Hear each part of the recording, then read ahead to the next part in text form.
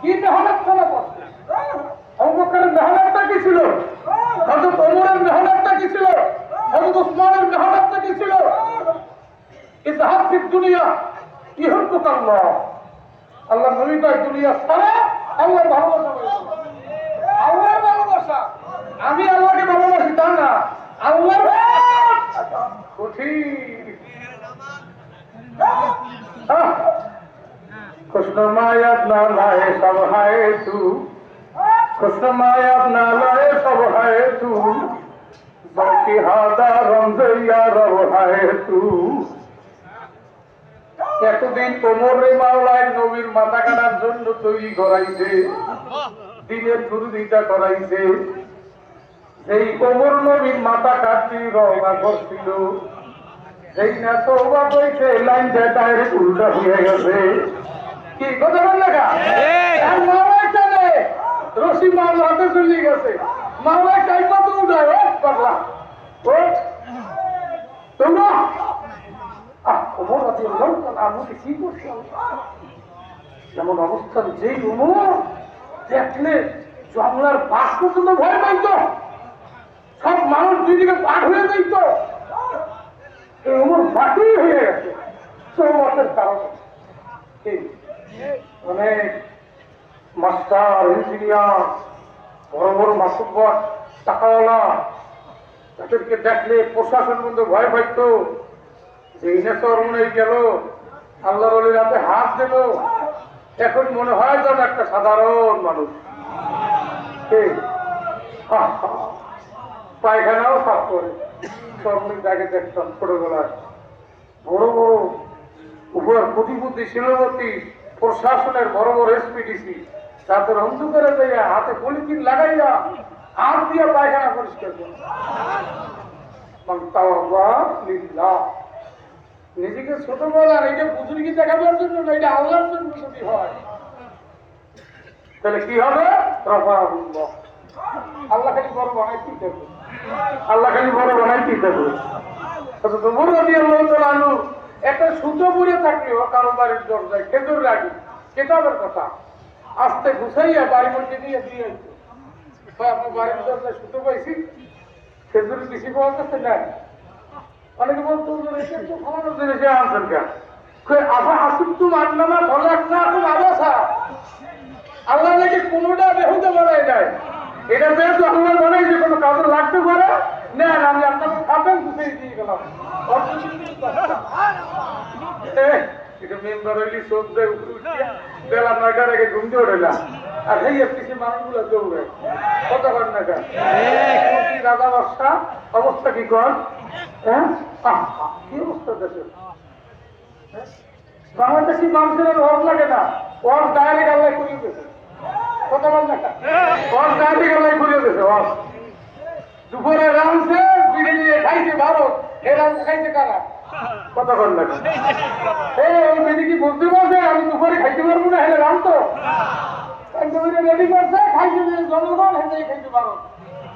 আরে মানুষ অথচ এই ওয়াজের পিছনে এমন দৌড়ায় বর্তমান নেট খুললেই দেখা যায় সেই মন্ত্রী মিনিস্টারদের অবস্থা কি। দেশের টাকাগুলো চুরি টাকা দিয়ে করিয়া বিদেশে পাচার করতে করতে দেশ থেকে বন্ধ আমার নাম হয়তো অরবিন্দ বাবা। কথা ভাবতে আমাদের অবস্থা কি? সেটার খেলায় কপালও দাগ পড়ছে মসজিদের সামনে, সেটার জায়গা কালা বানাই কথা বললে কালা বানাই গেছে না। ইসলাম ঠিক দুনিয়া আল্লাহ আগে দুনিয়া স্যার হেলবার আমার দর ওদিকে সব কালা বানাইছে। বাড়ি দাঁড়িয়া খেলতে খেলতে বাচ্চা বুঝেরটা যা আছে বেরেন ভালো পরেরটা লেখিয়া চালাকি করিয়া বুদ্ধিমানি করিয়ে দাও দলিল দলিল করিয়া সব খাইছে। কথা বললে আমাদের মসজিদ যাইতে কইছে এটা আল্লাহ মাফ করো।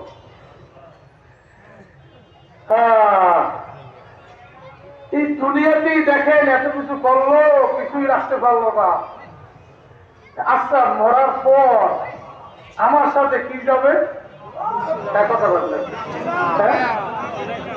জামা কাপড় কোমরের টাকা যে বাইক দিয়া কিছু দাও এখন হ্যাঁ এই বুক যদি মানুষের মধ্যে আছে আর আল্লাহর ভালোবাসায় যদি চাই এই এর মানুষ দৌড়ায় এই পাগল হতো তোমরা যে লোক ছিল আবু বকর পাগল ছিল না হ্যাঁ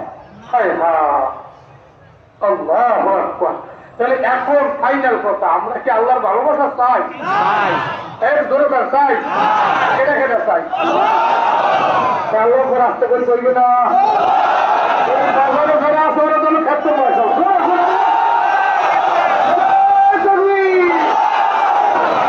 আল্লাহর ভালোবাসা চাইলে কি করতে হইবে? ঘর বাড়ি সব সালাই উপরাই শেষ করে দিতে সব উঠেই দিতে হবে নাকি? যেহেতু এধার্থিক দুনিয়া, আল্লাহ যদি দুনিয়া ত্যাগ করো, এর মানে কি দুনিয়ার টাকার পাহাড় থাকবে, সমস্যা নাই, নালান করার লাগবে না, ভিতরে থাকা যাবে না, সব বাড়বে।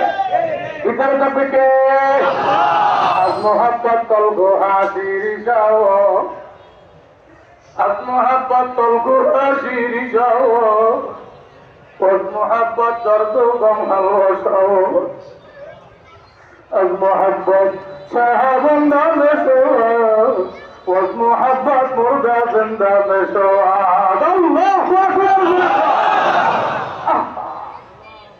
ভিতরে যদি ওইটাকে দূর করি, আসলটা ঢুকাইতে পারি, এইবার ডাক দেবে না আল্লাহ। হায় হায়, দেখুন যে কি মজা। শাহ ওলিউল্লাহ মুহাদ্দিস রহমাতুল্লাহ দিল্লির বাদশাকে লক্ষ্য করে যায়, এ বাদশা, আমার একবার আল্লাহ নামে কি মজা, বাদশা তুমি জানো না। যদি বাদশা তুমি জানতে, তোমার বাসায় বিক্রি করিয়ে হইল আমার একবার আল্লাহ নামের মজা পাইতে।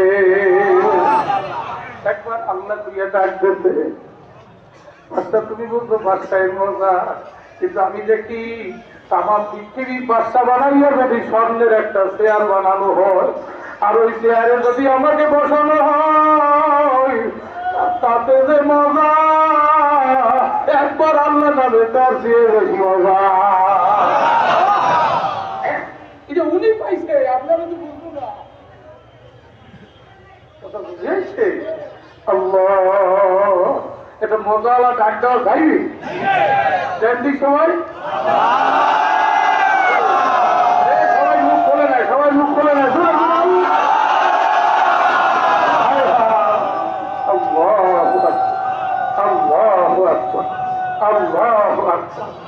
আমি আগেই বলছি আলোচনা আমি সংক্ষেপ করবো, যত তাড়াতাড়ি করবো অত তাড়াতাড়ি হুজুরকে উঠানো যাবে, হুজুরও বাড়ি যাবে, আমার আবার কাজ মাগুরে মাহফিল করে দূরে যাইতে হবে।